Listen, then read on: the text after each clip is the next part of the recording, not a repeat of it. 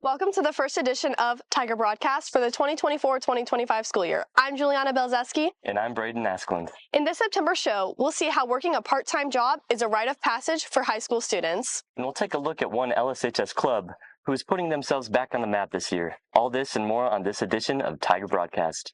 I believe I can find more happiness with your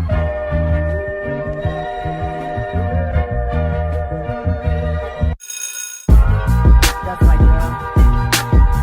I'll be your friend at the very end.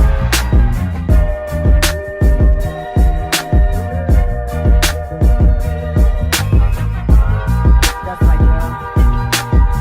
I'll be your friend at the very end.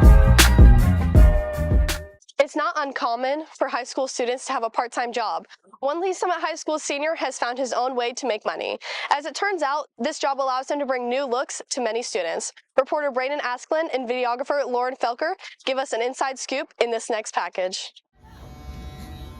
When that time rolls around for a fresh new haircut, students at LSHS are lucky enough to have just the person to help them achieve a new style. I started cutting about a year and a half ago. I was telling people my whole sophomore year, I was like, you should come get a cut, you should come get a cut. I got one person kind of as a joke to come get a haircut. I had like 3 more kids come. It was super nice, super funny, and that was a good time. It just blew up. It feels like almost overnight.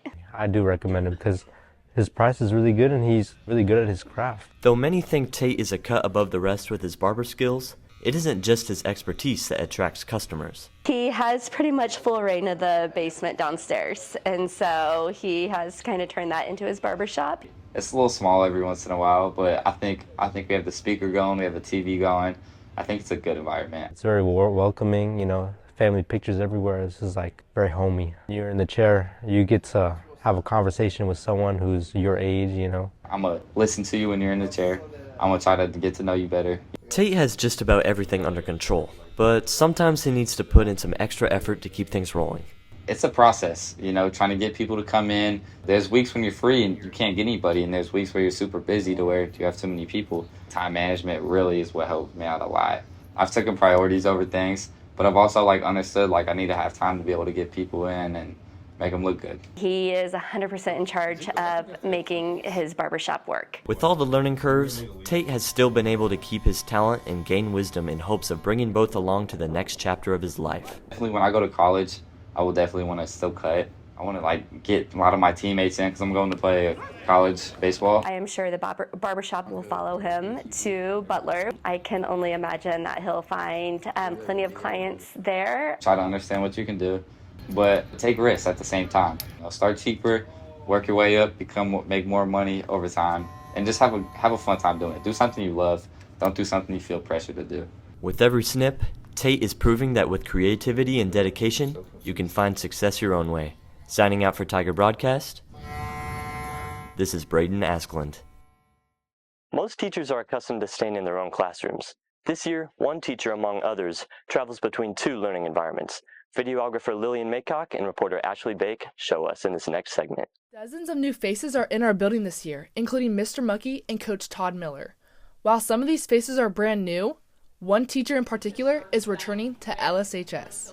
When I first saw her name on my schedule, I was like, I don't know who this teacher is. And then I came downstairs and I was like, oh my God, it's my theater teacher. Oh, I was so happy. I was so happy. There's actually a video of me jumping and I was so happy. These students were definitely not expecting to see a former teacher once again, but clearly they were very excited to see her teaching a new subject. So the difference between teaching English and theater, I guess it's not too different. It's the grade level that's different, teaching seniors versus teaching middle schoolers. It's made me have to rethink some of my own just managerial skills in terms of my organization. What needs to be at what building and what needs to be prepared the next day. Stanley is known for making a long-lasting impact on her students while teaching theater. There is no doubt her English students will feel the same way. She teaches it in a really fun way. She teaches it like she's a theater teacher. And so it's pretty fun. She keeps it really interactive, which is how I learn. I like how she wants us to be thinkers, not just do work because we have it, but to actually think about it I have such a rapport with the theater kids. You know, it's been fun after they leave my little theater nest to watch them go on and really thrive at the high school level. And, you know, I'm always here in the audience cheering them on, you know, for their performances. So then, of course, to have those theater kids in class is fun too. Just, I've watched them up close, you know, for so long. Switching not only between classes but also buildings can cause stress for many traveling teachers. But Miss Stanley is finding the positive in this unusual situation.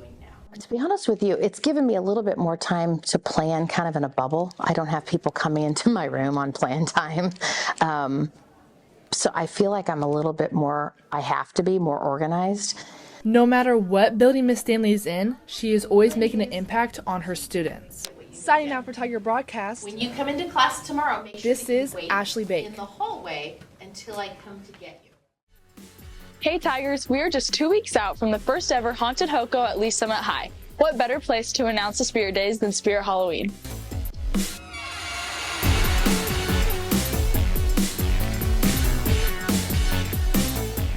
To kick off homecoming week, Monday's theme is Nightmare on Elm Street, so come dressed in your best Halloween PJs. Tuesday's theme is The Shining. Get a matching outfit and fun with your friends. Come dressed in all black to show your spirit for Wednesday Adam's Day. To continue our spooky spirit week, come dressed as a ghost or ghostbuster for Thursday's Spirit Day.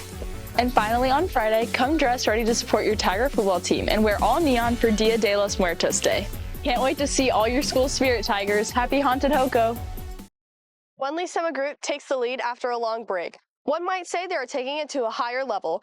Videographer Kaylee Conrad and I opened up this newspaper edition. What I'm really excited for people to learn this year about the High Life News is just how hard the students work. We've raised our standard of writing. We're trying to figure out what's the best, and we're implementing higher expectations for everybody. The High Life News has everything that sets them up for success, but they're missing one thing. Exposure. With the yearbook, that's a very public product that comes out once a year. Tiger Broadcast, you guys publish frequently, and we have the opportunity to watch it in classes. And High Life just hasn't had that same presence in the last few years in the past. Prior to COVID, before I was the advisor, they had a print publication in addition to the web presence. After overcoming a pandemic, they are bringing back a timely tradition. We've started publishing a magazine, so you can expect 4 different issues this year. The staff is split half and half, so some are writing for our print magazine and some are writing for online. And this year, everything is in place, and so Addison, it's really important to her that we go back to a print publication in addition to the online presence. She's really passionate about telling the stories of the students at Lee Summit High School, and I think she's a really hard worker. Ms. Flowers may also be looking forward to Addison's leadership. I think the thing that I'm most excited about Addison Lusk being my editor-in-chief for the High Life News this year. Addison has really big goals for what the staff is going to accomplish this year. Although the High Life is almost overlooked, those who create the magazine learn a lot. Without wanting to go into the journalism field, it's a really amazing class to take because you learn a lot about what you really need to know in the real world. I'm excited this year for them to showcase their work and to showcase the stories of the students at Lee Summit. Despite the setbacks, Addison and her team are turning a new page. Signing out for Tiger Broadcast, this is Juliana Belzeski. Thank you for watching this edition of Tiger Broadcast. For films, packages, and more, head to tigerbroadcast.com or follow us at TBTV8 Sports on X, formerly known as Twitter, and Instagram. Once again, I'm Juliana Belzeski. And I'm Braden Askland. Catch you next time, Tigers.